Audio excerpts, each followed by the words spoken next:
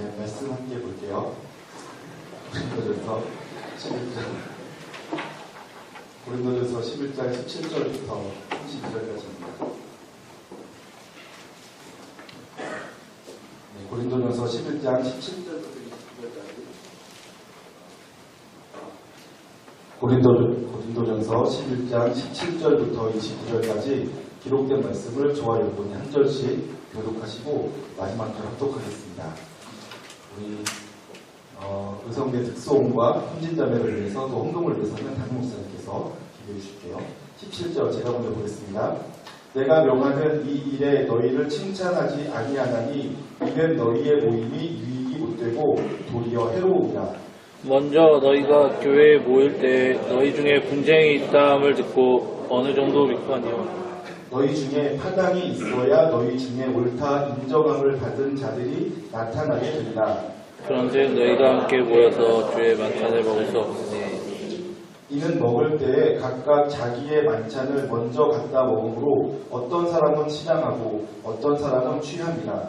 너희가 먹고 마실지면이나 너희가 하나님께 하신 적이고 빈곤한 자들을 그렇게 하느냐. 내가 너희에게 무슨 말을 하냐. 너희를 칭찬하냐. 이것을 칭찬하지 아니하노라.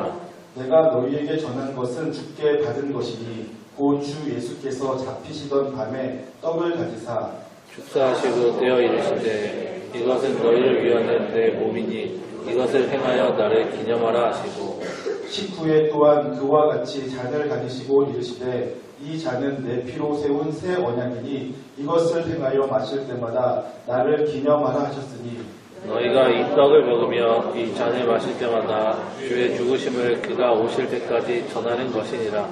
그러므로 누구든지 주의 떡이나 잔을 합당하지 않게 먹고 마시는 자는 주의 몸과 피에 대하여 죄를 짓는 것입니다. 사람이 자기를 살피고 그 후에야 이 떡을 먹고 이 잔을 마실지니 주의 몸을 분별하지 못하고 먹고 마시는 자는 자기의 죄를 먹고 마시는 것이니라. 아멘. 하나님 아버지, 의성 형제의 모둠에서 찬양으로 하나님 앞에 영광 올려드리기 합니다.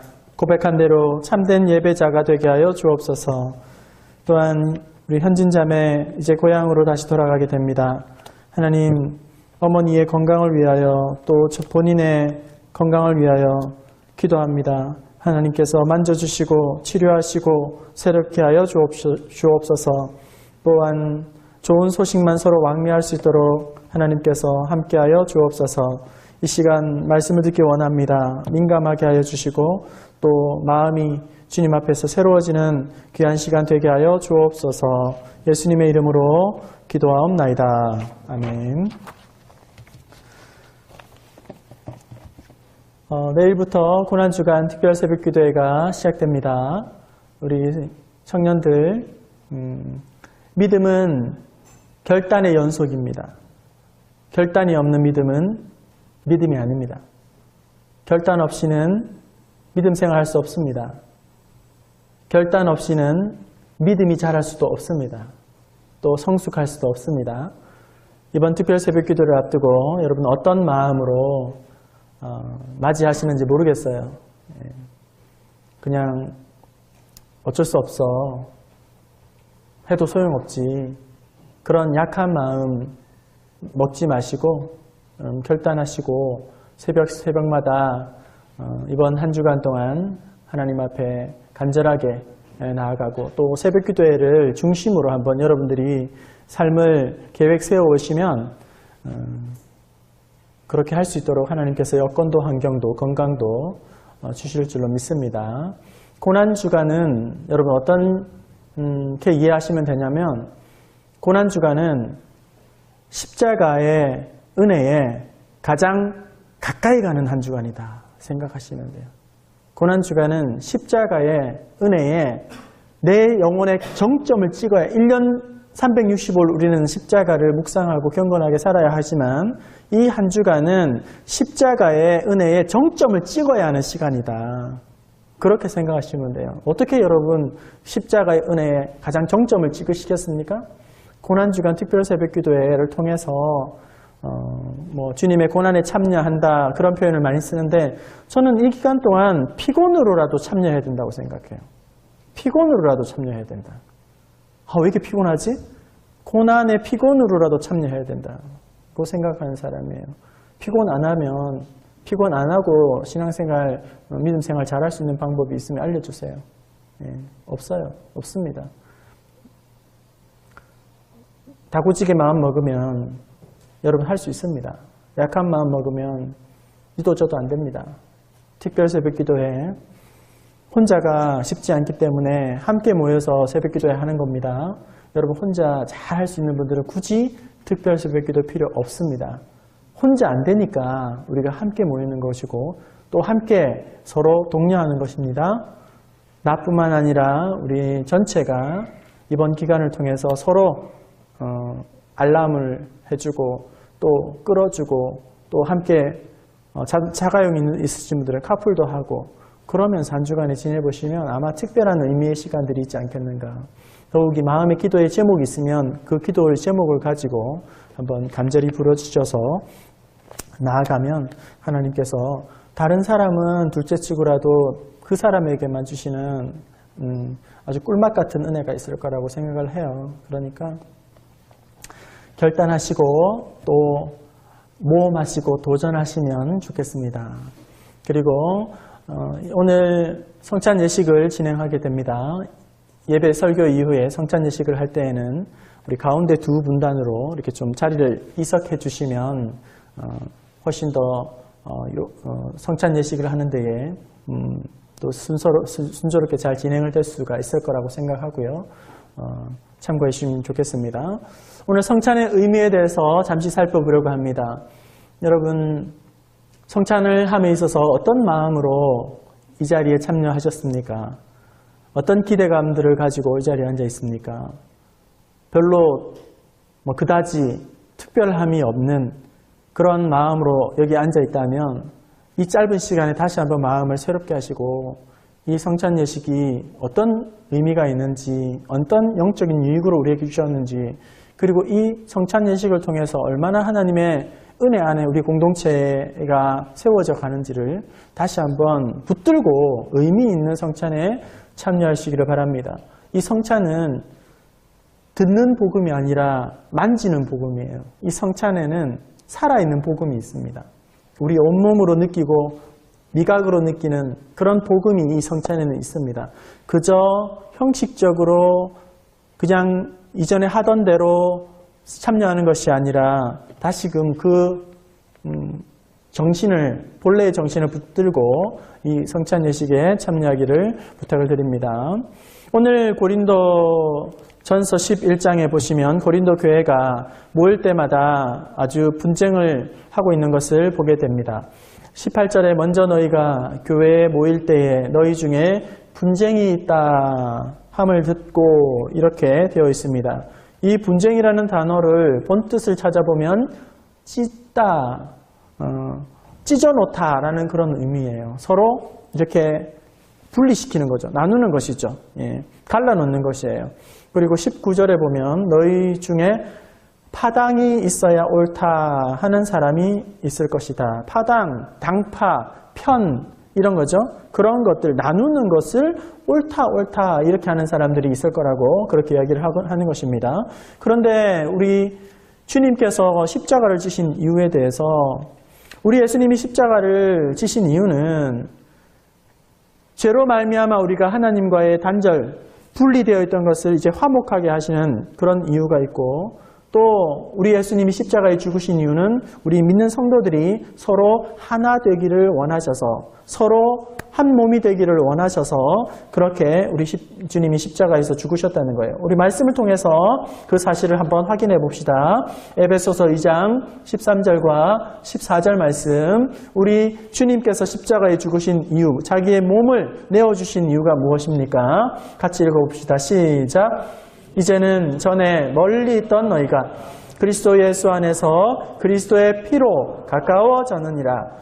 그는 우리의 화평이신지라. 둘로 하나를 만드사 원수된 것 곧 중간에 막힌 담을 자기 육체로 하나님과 멀어졌던 우리를 가까이 하게 하시고, 그리고 또 중간에 막힌 담이 있었는데, 분리된 담이 있었는데 그것을 자기의 육신으로 허시고 그리스도의 피로 말미암아 우리가 둘이 이제 화목하게 되었다, 하나 되게 하셨다라는 거예요. 이어지는 15절과 16절을 한 번 더 읽어봅시다. 법조문으로 시작. 법조문으로 된 계명의 율법을 폐하셨으니 이는 이 둘로 자기 안에서 한 세 사람을 지어 화평하게 하시고 또 십자가로 이 둘을 한 몸으로 하나님과 화목하게 하려 하심이라. 원수된 것을 십자가로 소멸하시고, 하나님과의 분리되었던 것들, 원수되었던 것들, 그리고 또 나누어졌던 것들을 이제 십자가로 말미암아 한 몸이 되게 하셨다, 하나 되게 하셨다, 연결해 주셨다. 이것이 바로 예수님께서 십자가에 죽으신 이유라는 거죠. 그리고 요한복음 11장 52절, 십자가로 말미암아 우리를 어떻게 불러주셨는지를 봅시다. 함께 읽어볼게요. 또 그 민족만 아니라, 시작. 또 그 민족만 할 뿐 아니라 흩어진 하나님의 자녀를 모아 하나 되게 하기 위하여 죽으실 것을, 죽으신 이유에 대해서 흩어져 있는, 뿔뿔이 흩어져 있는, 나누어져 있는, 쪼개져 있는, 분리되어 있는 그 흩어져 있는 사람들을 하나로 모으기 위해서, 하나 되기 위해서 십자가에 죽으신다라고 성경은 기록하고 있다는 거예요. 십자가의 형상을 생각해 보면 그 사실을 분명히 알 수 있죠. 이 십자가를 보면 하나님과 우리 사이를 연결하는, 하늘에서는 하나님과 우리를 연결하는, 그리고 땅에서는 우리와 서로를 연결하는 것이 십자가의 형상에 담겨 있는 것처럼, 우리 예수님이 십자가에 죽으신 이유는 하나님과 우리를 연결하기 위해서, 그리고 우리 서로를 하나 되기 위해서 그렇게 십자가에서 죽으셨다는 거예요. 에베소서 3장 6절 말씀도 한번 읽어봅시다. 에베소 3장 6절 시작. 이는 이방인들이 복음으로 말미암아 그리스도 예수 안에서 함께 상속자가 되고 함께 지체가 되고 함께 약속에 참여한 자가 됩니다. 우리는 함께해요. 나눠줄 수가 없는 함께 상속자가 되었어요. 함께 우리는 지체가 되었어요. 함께 우리는 약속에 참여하는 자가 되었어요. 우리는 서로 나눠줄 수 없는 그리스도 안에, 예수 안에 한 가족으로 부르심을 받았다는 거예요. 그런데 오늘 아이러니하게도 고린도 교회 성도들은 성찬을 나누면서 그 안에 분쟁이 있습니다. 갈등이 있습니다. 서로 쪼개지고 있는 것을 보게 됩니다. 당파를 짓고 있습니다.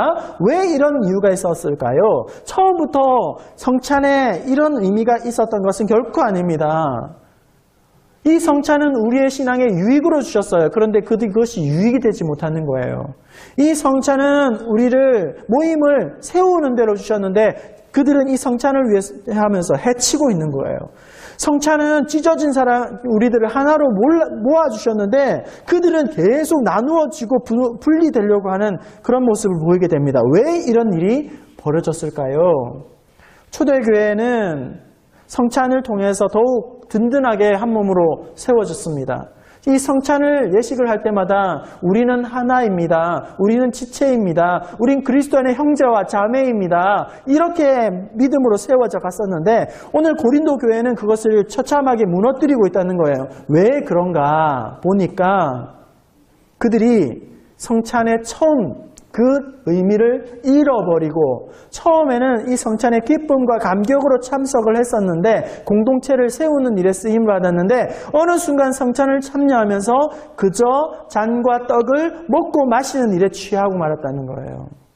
그 본뜻은 온데간도 없이 그냥 자기의 육체적인 것을 만족시키는 성찬 예식이 되더라는 것입니다. 처음에 그 감격과 기쁨은 다 무너지고 형식적으로 이 성찬에 참여하면서 그들이 은혜를 다 쏟아버리게 되더라는 거예요. 그러면서 22절에 너희가 먹고 마시는 집이 없느냐 이렇게 말합니다. 너희가 먹고 마시는 집이 없느냐? 너희 집이 없느냐? 이것은 이런 거죠. 집에서 먹고 마시는 식사와는 이 성찬은 완전히 다른 것인데 너희들이 왜 성찬을 먹고 마시는 그냥 형식적인 일로 그렇게 참석을 하느냐. 그런 식으로 성찬식을 하려거든 너희 집에 나가서 해라. 그거 교회에서 하지 말고 그런 성찬은 교회에서 하는 거 아니야. 너희 집에 나가서라 해라. 먹고 마셔라. 이렇게 이야기를 하고 있는 것이죠.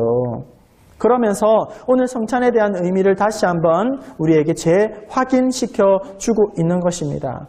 우리 본문 말씀 23절 우리 읽어볼까요? 23절, 24절, 25절까지 우리 세 절의 말씀을 함께 읽어봅시다. 23절, 24, 25절 시작. 내가 너희에게 전한 것은 주께 받은 것이니 곧 주께서 잡히시던 밤에 떡을 가지사 축사하시고 떼어 이르시되 이것은 너희를 위하는 내 몸이니 이것을 행하여 나를 기념하라 하시고 식후에 또한 그와 같이 잔을 가지시고 이르시되 이 잔은 내 피로 세운 새 언약이니 이것을 행하여 마실 때마다 떡을 나눌 때마다 나를 기념하고 잔을 나눌 때마다 나를 기념해라. 이것은 떡과 잔에 마음을 쏟을 것이 아니라 이 떡과 잔을 통해서 내가 너희를 위하여 십자가에 살을 찢고 피를 흘린 쏟아부은 그 십자가의 은혜와 또한 십자가를 넘어 부활의 영광을 너희들은 늘 마음에 새기면서 이 성찬에 참여하라는 거예요. 빵이 너무 작은데? 이거 떡도 아닌데 카스테라인데? 이 주스 포도즙인가? 이게 뭐지? 이런데 마음을 쏟는 것이 아니라 오늘 이 떡과 이 잔을 마시면서 먹고 마시는 것에 마음에 초점이 맞춰지는 것이 아니라 십자가에서 우리 주님이 나를 위하여서 살을 찢으시고 피를 다 쏟아내셨다는 그 죽으심과 부활에 초점을 맞추지 못하면 그것은 온전한 성만찬이 될 수 없다고 말씀해 주시는 것입니다. 그리고 만찬을 함에 있어서 우리가 주의해야 할 것은 자신을 살피고 이 성만찬에 참여하라고 그렇게 말씀을 하고 있는 것이죠. 28절 그리고 29절을 우리 한번 읽어봅시다. 어떻게 우리가 피해야 될 성찬과 또 어떻게 마음을 두고 해야 할지 28절 29절 시작. 사람이 자기를 살피고 그 후에야 이 떡을 먹고 이 잔을 마실지니 주의 몸을 분별하지 못하고 먹고 마시는 자는 자기의 죄를 먹고 마시는 것이니라. 자기를 살피고 자기를 살펴서 회개하는 마음, 경건한 마음으로 우리가 이 성찬의 그 순수한 본래의 마음과 정신을 붙잡지 못하면 우리가 스스로 자기에게 죄를 짓는 것이고 오늘 고린도 교회가 책망받은 것처럼 육신의 만족을 위하여서 하나님의 영광을 육신의 만족을 위해서 썩어질 것으로 바꾸어버리는 동일한 잘못을 우리가 행하게 된다는 거예요. 오늘 이 성찬을 참여하면서 우리가 다시 한번 마음에 새기기 원하는 것은 이 성찬은 우리 주님의 죽으심이 재현되는 그런 시간이 이 성찬의 시간이라는 것이죠. 십자가와 부활의 사건이 오늘 성찬을 나누는 우리 안에서 다시금 일어나는 그런 사건이 이 성찬이기 때문에 이 성찬은 놀라운 기독교의 신비가 있고 그 안에 놀라운 은혜가 있는 것입니다. 오늘 각자에게 베풀어 주신 주님의 만찬을 받을 때에 그저 낡고 낡은 형식에 굳은 메마른 그런 습관적인 타성에 젖은 주님의 만찬에 참여하는 것이 아니라 나를 대신하여 십자가에 죽으신 그 주님의 임재하심을 다시 한번 온 몸으로 체험하기를 소원하고 그 십자가의 사랑을 주님 오시는 그날까지 많은 이들에게 흘려보내는 그런 사명을 다시 한번 굳게 잡는 그런 귀한 성찬 예식이 될 수 있기를 주님의 이름으로 축원합니다.